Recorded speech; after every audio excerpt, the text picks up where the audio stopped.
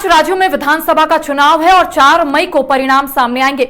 लेकिन सभी की निगाहें टिकी हुई है क्योंकि झारखंड मुक्ति मोर्चा और जेएलकेएम जो है अपनी किस्मत असम और बंगाल में लगाते हुए नजर आ रहे हैं। यानी कि मुख्यमंत्री हेमंत सोरेन ने चुनाव से पहले ही कहा था कि वो असम में अपनी किस्मत आजमाएंगे और झारखंड मुक्ति मोर्चा वहां पर चुनाव लड़ेगा। और आपने देखा कई प्रत्याशी जो है चुनावी मैदान में पसीना बहा रहे थे। लेकिन उधर ही अगर हम बात करेंगे जेएलकेएम की, तो जेएलकेएम की तरफ से यह साफ कह दिया गया था कि रिसोर्सेज की कमी है, जिस वजह से जेएलकेएम जो है सिर्फ बंगाल में अपनी किस्मत आजमाएगा। और देखिए 4 मई को परिणाम सामने आएंगे। आखिर कितनी उम्मीदें हैं, लेकिन इस बीच अपने दर्शकों को यह भी हम बता दें कि जेएमएम जो है वो बंगाल में टीएमसी को सपोर्ट करता हुआ नजर आया। खुद मुख्यमंत्री हेमंत सोरेन और गांडेय विधायक कल्पना सोरेन बंगाल गई हुई थी और वहां पर आदिवासी बहुल क्षेत्रों में कहीं ना कहीं टीएमसी का जो काम है, जो विजन है, उसे जनता के समक्ष रखने की कोशिश किए थे। अब देखिए परिणाम सामने आएंगे। जेएलकेएम और जेएमएम को कितनी उम्मीदें हैं, आज इसी को लेकर हम चर्चा करेंगे। हमारे साथ हमारे वरिष्ठ सहयोगी राकेश रंजन जी मौजूद है, इनसे बातचीत करते हैं कि देखिए बंगाल में जेएलकेएम अपनी किस्मत आजमाया, अगर हम असम की बात करेंगे तो वहां पर जेएमएम जो है अपनी किस्मत आजमाया है। अब देखिए 4 मई को परिणाम सामने आ रहे हैं, दोनों को कितनी उम्मीदें हैं इस परिणाम से? देखिए चुनाव परिणाम आना है, 5 राज्यों का चुनाव परिणाम आ रहा है, लेकिन झारखंड के दलों के जो समर्थक हैं और जो पार्टी से जुड़े हुए लोग हैं उनकी भी धड़कनें तेज हैं। देखिए आप बीजेपी की बात कर लीजिए तो बीजेपी को पश्चिम बंगाल और असम से बहुत सारी उम्मीदें हैं। केरल में उनको देखना है कि वो अपना मत प्रतिशत कितना करते हैं। कांग्रेस से भी जो है चुनाव लड़ रही है, उनको केरल से बहुत सारी उम्मीदें हैं। तमिलनाडु में उनको जो है डीएमके संग वापसी की उम्मीद है। तो जो झारखंड कांग्रेस के कई नेता हैं वो असम और बंगाल में चुनाव प्रचार करने के लिए गए। लेकिन अगर आप झारखंड के 2 दल, अगर झारखंड मुक्ति मोर्चा और जेएलकेएम की बात कीजिए तो इनके जो समर्थक हैं और इनके पार्टी के जो लोग हैं उनकी धड़कनें भी लगातार बढ़ते चली जा रही हैं। और इसके पीछे वजह यह है कि जेएलकेएम ने जहां बंगाल में 2 सीटों पर चुनाव लड़ा है, वहीं असम में जेएमएम ने 16 सीटों पर अपनी चुनौती पेश की है। और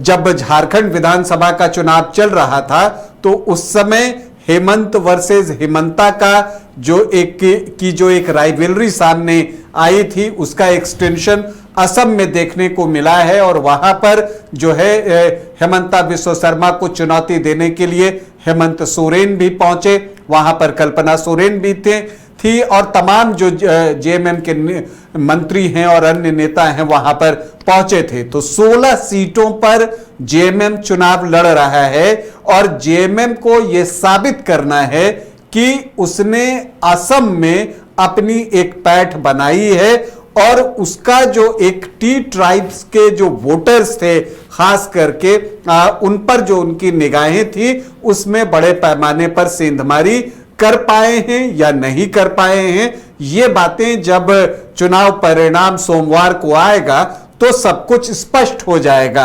तो इसलिए आप कह सकते हैं कि जेएमएम की धड़कनें असम को लेकर बहुत तेज हैं, क्योंकि जैसा मैंने आपको कहा हेमंत वर्सेस हेमंता का तो एक है ही, साथ ही जब आप पहली बार कहीं पर चुनाव लड़ रहे होते हैं तो आपको उम्मीद होती है कि आप अपने प्रदर्शन को ऐसा करें कि वहां की जो जनता है वो आपको नोटिस करे। तो ये एक चैलेंज जेएमएम के पास है। दूसरी तरफ देखिए जयराम महतो की पार्टी जेएलकेएम है, उसने तय किया कि वो पश्चिम बंगाल में चुनाव लड़ेगी और उनका जो इरादा था शुरुआत में 5 से 10 सीटों पर चुनाव लड़ने का, जो कि पूरा नहीं हो सका। वजह ये थी कि कैंडिडेट्स उस तरह से नहीं मिले और कुछ एक कैंडिडेट्स के नाम की घोषणा हुई तो उन्होंने जो है चुनाव लड़ने में दिलचस्पी नहीं दिखाई। तो कुल जमा अगर आप देखें तो 2 सीटों पर जेएलकेएम चुनाव लड़ रहा है। जयराम महतो वहां प्रचार के लिए भी गए एक सीट तो बाघमुंडी की है जहां पर कि मनोज कुमार महतो चुनाव लड़ रहे हैं, और जो दूसरी सीट है वो जयपुर की सीट है, वहां पर भी जेएलकेएम प्रत्याशी जो है वो चुनावी मैदान में है। इन दोनों क्षेत्रों की अगर आप बात कीजिए तो दोनों ही जगह पर अगर आप देखें तो 30 से 35% कुर्मी वोटर्स हैं, और साथ ही जो ट्राइबल्स हैं उनकी संख्या अच्छी है। तो जेएलकेएम की स्ट्रैटेजी कुर्मी वोटर्स के साथ ट्राइबल वोटर्स को जोड़कर जीत हासिल करने की है। लेकिन पश्चिम बंगाल में जिस तरह का दो ध्रुवीय चुनाव देखने को ऑलमोस्ट अब तक मिला है, और जो खबरें आ रही हैं एग्जिट पोल भी जो दिखा रहा है, उससे लगता है कि दो ध्रुव में चुनाव हो रहा है, टीएमसी वर्सेस बीजेपी। तो उसमें जेएलकेएम अपने लिए कितनी जगह बना पाया है यह देखना दिलचस्प होगा, और क्या जेएलकेएम कोई चमत्कार कर सकता है, क्या जेएलकेएम कोई सीट निकाल सकता है। जो आपको जयपुर की सीट है उससे जेएलकेएम को जो है बहुत सारी उम्मीदें हैं, लेकिन क्या वो उम्मीदें पूरी होंगी ये अब सोमवार को पता चल ही जाएगा। अच्छा रंजन जी, एक और बात है, अगर हम सबसे पहले झारखंड की सत्तारूढ़ पार्टी जेएमएम की बात करेंगे तो जेएमएम जहां पर यानी कि असम में अपनी किस्मत आजमा रहा है, 16 सीटों पर चुनाव लड़ा है, तो वो 16 सीटों का समीकरण क्या है, क्या कहता है, क्या कुछ उम्मीदें हैं वहां पर जेएमएम की? देखिए, अगर आप असम की बात करें तो वहां पर जो मुख्य मुकाबला है वो बीजेपी और कांग्रेस लेड अलायंस के बीच में है, दोनों के अपने अपने अलायंस हैं। उसमें जेएमएम एक तीसरा कोण बनाने की कोशिश कर रहा है। इन 16 सीटों पर कितना कामयाब हो पाता है ये तो वक्त बताएगा, लेकिन जिन सीटों पर जेएमएम चुनाव लड़ रहा है उसकी नजर जो है वो आपको टी ट्राइब्स के ऊपर है। जैसा कि करिश्मा आप जानती हैं कि जो झारखंड से जो ट्राइबल्स वहां पर गए थे और चाय बागानों में काम करते हैं, तो वो उनको वहां पर जो है अनुसूचित जनजाति की सूची में जो है वो जगह नहीं मिली है, और ये मुद्दा बनाकर जो है जेएमएम जो है वो असम पहुंचा था।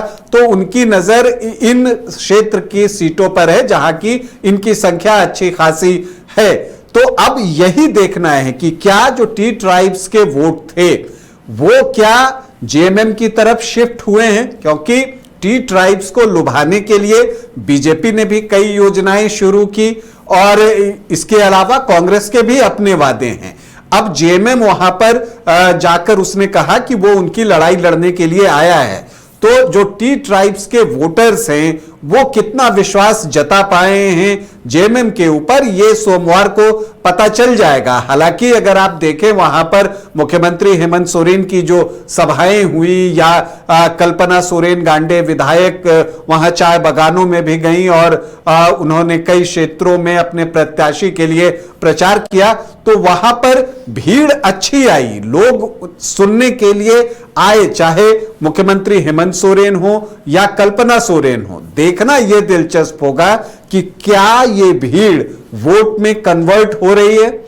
देखिए, जीत हार अपनी जगह है। जेएमएम के लिए जो चुनौती है वो ये है कि वो ये साबित करे कि क्षेत्र की जनता ने उसे अपनाया है, असम की जनता ने उसे अपनाया है, और इसीलिए जेएमएम जो है जीत हार के इतर भी सोच सकता है कि वो इतना सिग्निफिकेंट अमाउंट में वोट अपने लिए लेकर आए कि वो ये बता सके कि हाँ देखिए इस क्षेत्र की जनता ने हमें पसंद किया है, ताकि आगे के लिए एक रास्ता जो है वो नया खुल जाए। क्योंकि जो जेएमएम है उसकी कोशिश है कि वो राष्ट्रीय फलक पर धीरे धीरे आगे बढ़े। अभी जो एक राज्य पार्टी है वहां से निकलकर जो है उसकी इच्छा है कि वो राष्ट्रीय पार्टी बने, और इसके लिए जरूरी है कि वो अन्य राज्यों में चुनाव लड़े। उसी कड़ी में असम में जो है जेएमएम चुनाव लड़ रहा है 16 सीटों पर, और मैं आपको बताऊं कि कुछ सीटों पर अगर आप देखें तो उनकी उम्मीदवारी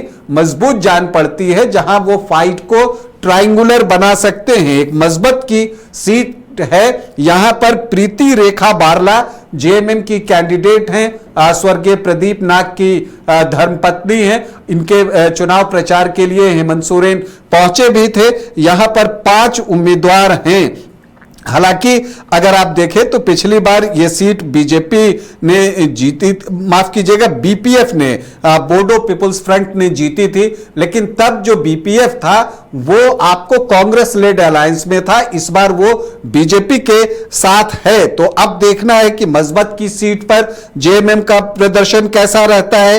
एक और सीट है, विश्वनाथ की सीट है, जहां पर तिहारू गौर चुनाव लड़ रहे हैं। ये एक और ऐसी सीट है जिस पर कि जेएमएम की निगाहें होंगी, और यहां पर अगर आप देखें तो 5 कैंडिडेट चुनाव लड़ रहे हैं, और यहां पर पिछली बार बीजेपी ने जीत हासिल की थी।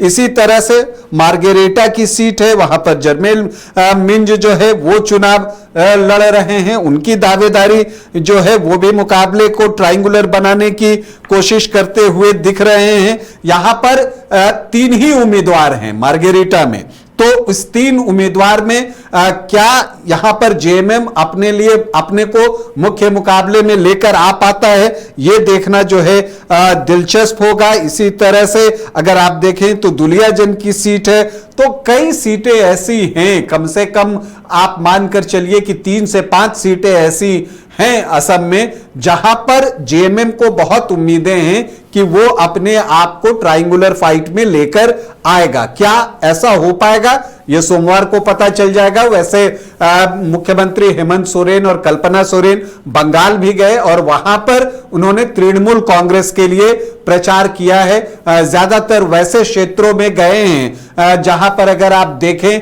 कि जो ट्राइबल वोटर्स हैं उनकी संख्या अच्छी खासी है।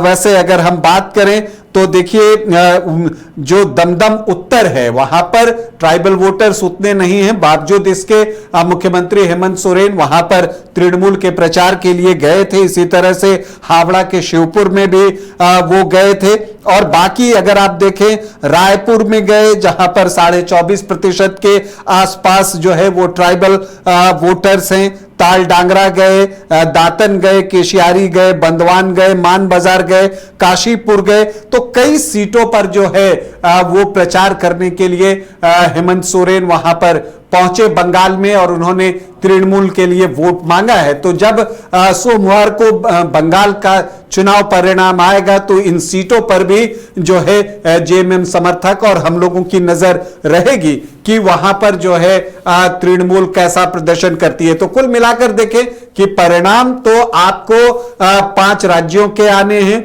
लेकिन झारखंड के जो राष्ट्रीय पार्टियां हैं वो तो इन परिणाम पर नजर रखेगी ही, क्योंकि इसका असर एक राष्ट्रीय फलक पर होता है। झारखंड की जो 2 पार्टियां हैं जेएमएम और इसके अलावा जेएलकेएम, उनकी निगाहें भी जो है चुनाव परिणाम पर रहने वाली हैं, क्योंकि इनकी बहुत सारी उम्मीदें खास करके बंगाल और असम पर टिकी हुई हैं।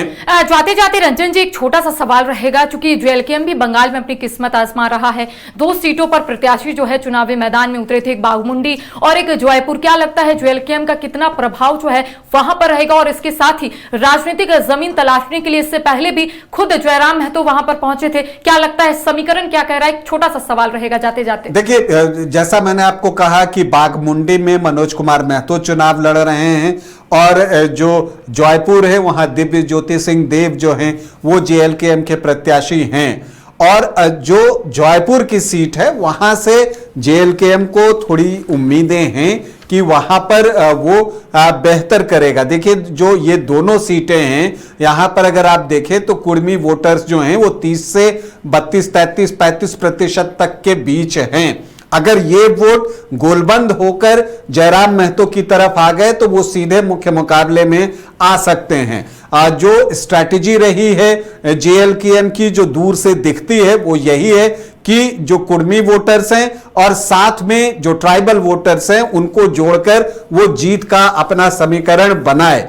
लेकिन जो बड़ा सवाल है, क्योंकि अगर आप देखें तो पश्चिम बंगाल में इस बार बीजेपी ने भी कोशिश की कि कुर्मी वोटर्स को वो अपनी तरफ आकर्षित करे, और कुर्मी समुदाय के कई बड़े नेताओं को उसने अपने साथ जोड़ा है।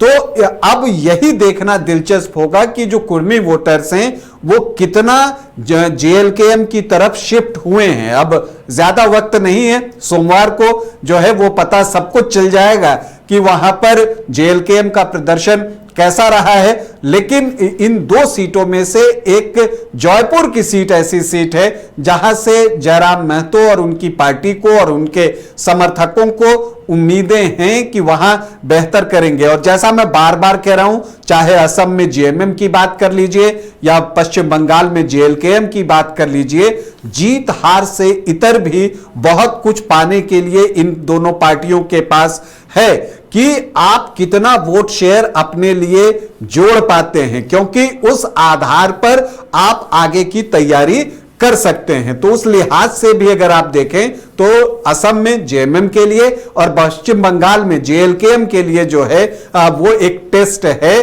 और उसके पास वो अवसर भी है कि वो अपना प्रेजेंस जो है वो साबित कर सके, और ताकि जो बाकी पार्टियां हैं वो महसूस कर सकें कि एक और राइवल जो है वो हमारे बीच आ गया है।